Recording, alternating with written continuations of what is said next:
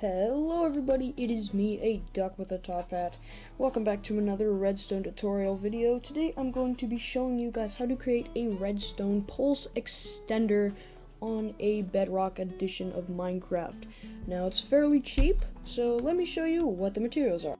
So let's just see what these bad boys are. Okay, so here we have your necessities. You will need 4 redstone comparators, any amount of redstone, any amount of blocks of your choice, but mainly 2, and mainly 3 of these, and 1 activation thing. Now, I don't think, but buttons are the only allowed thing, because if you use levers, well, then, you're not going to need a pulse extender, really. But that's why we're using buttons. Now, your optional category is with sticky pistons, repeaters, more redstone torches, and blocks of quartz. Just more blocks of your choice. Now, I have these here because I'm going to be doing another segment that shows you how to add a pulse extender to a redstone clock. Now, I did this once, so hopefully I can remember what it's like. But yeah, let's get straight into building this thing. So now that we have our items, let's get to building. So the area that you're going to need to build this, including the activation spot, is 1 block here, and then a 2x4 area of blocks. So let's just place that down here. So this is the exact amount of space you're going to need for this project here. So let's get started. Now, the first thing you're going to want to do, of course, is place your block that you're going to have your activator on. I'm going to just place it on this block here because there's no other block for me to place it on. Now, once we have done this, we are going to place 2 redstone directly behind this activation thing here. You don't need to put one up top here, don't worry, because redstone travels through this block. Now, these 4 comparators come in handy because you want to place one here. And I honestly don't know why. I think it's because they add the signal of what they have versus a different signal that's coming. I don't know. I watched a video about how comparators work. It's in the name. They just compare signals. So, I don't know what they're comparing, but I guess they just do.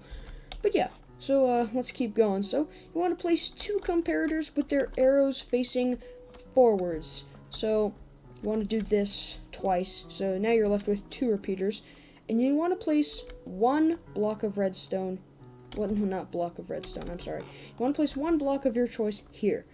Then, after this, you want to place your final redstone here, and then you place 2 more comparators facing in the opposite direction of these 2. And you know that they're facing in the opposite direction when either you see this arrow is facing this way, or this little nub here is facing this way, and these 2 are on this end. Just stating the obvious. So let's place these down. So this is your average redstone pulse extender. Now there is another version of this that you can do, which I will show in just a second. But let's just see what happens. So when you push this button, you're going to notice that it all lights up, and it slowly fades out to darkness. Now, do I know why this happens? Absolutely not. I never will, never have, and never will. I think I just said that. I'm sorry, I'm tired from school. Okay, don't blame me. But anyway, I'll get on to showing you the second model. So, let's begin. Alright, so let's get into the materials for this second redstone pulse extender. Now this one is a lot cheaper than the other one. Well, not a lot, but it's cheaper in the sense of redstone, because it's fairly hard to maintain redstone demands on a single player server, that is. Just think about multiplayer. Ugh, disgusting. But anyway, let's get into it. So, the materials you will need for this one are 1 comparator, 3 redstone dust, an activator, of course, it's a button, and 3 blocks of quartz. There are no optionals here, just because it's nothing that... This isn't the main topic of the video. But, let's begin building this thing. Oh no. Oh no. After that sequence of events, I'm now going to present to you how to build this machine. So let's begin. So the area that you will need for this build is just a 1x3 area. So 1, 2, 3 going across or lengthways, no, not downwards. I don't even think that's possible. But you just want to have a 1x3 area going like this. Now what you're going to want to do is place one block on one block of your choice on the front of these 3 blocks here, and one on the back. This is very simple, and you can probably see where this is going. You want to place your activator button right here, and then you want to have a comparator facing in the opposite direction that this button is going. So you want to have it so that the redstone signal can continue going through this comparator here. Now you want to shift and then place another block on top of here, and then you want to place one redstone dust here, one here, and one here. Now you can press this button and you'll see that it doesn't last that long, but it'll help, you know, keep a piston door open for longer. And as you can see, and it faded to black. Now let's see what happens when it's on subtract. So yeah, it's the same thing if it's on subtract. I guess it's just a nice little pretty light for you to, I don't know, mess with. But yeah, so that is the second design for a redstone, gosh, I keep forgetting what it's called. What is it called? Pulse extender. Yes, that is what it is called. Alright, now let's get ready to build the third and final part of this contraption here. Now this is the one that I promised in the beginning that we would add on to this and, you know, make a longer extension of time for a redstone clock to be happening. And no, you don't have to break the redstone clock to stop it or anything. And I find this pretty useful for dispenser traps. Yeah, that's really it. It's just dispenser traps, lava traps, yeah, stuff like that. Now, let's begin. So the materials you're going to need for this are redstone dust, usually just one dispenser, but if you want, you can do more. A sticky piston, a single redstone torch, I'd say 2 repeaters, and blocks of your choice. I'm not getting specific with this one because you can make this any way you want. I mean, it's kind of specific, but not exactly. So anyways, so here we have our little pulse extender here. You can see it all functions well and nicely. So what you're going to want to do here is you're going to want to start off where this redstone trail leads. So right next to this block here. And you just want to make your pathway to your little thing here. So mine is just going to be going this way because I have no more space this way. I do, but you know, I just don't want to go that way. But yeah, so we're going to go over here, right? So we're going to stop right here, and what you're going to want to do is right in front of where you're going to build your clock, you want to place a repeater. And in front of that repeater, you're going to want to break the yeah, no, you can actually keep the block there.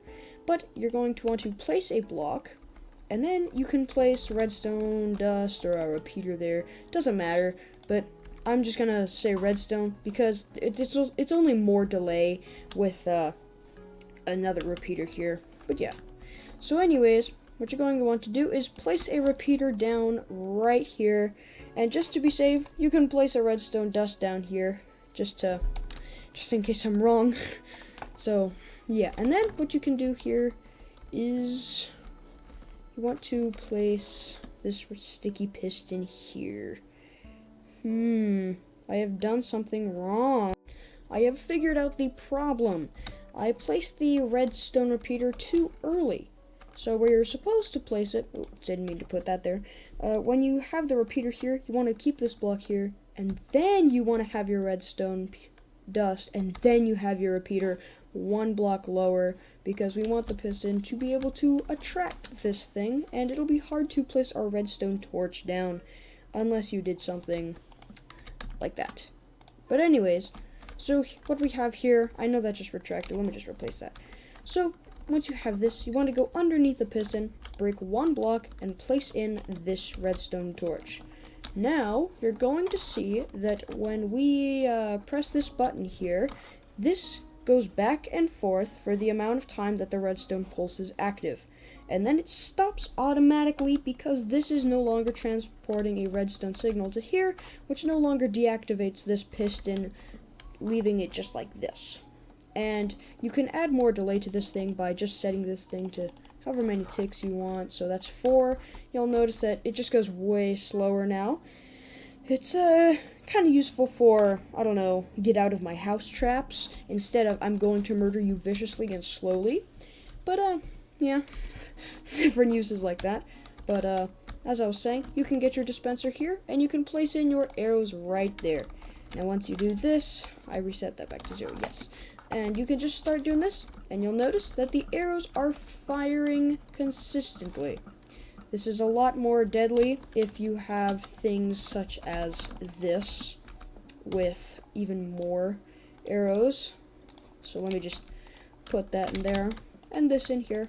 So it can get deadlier the more dispensers are put. So my when I built this on another world, see, we had a whole bunch of dispensers, so it was pretty interesting to see what happened. It was just a whole bunch of arrays, yeah, just like this, except it's just going sideways because we had rows upon rows of just straight up arrows. But anyway, that is going to do it for this redstone tutorial today. I hope you guys did find it useful. Make sure to let me know by liking the video or possibly subscribing.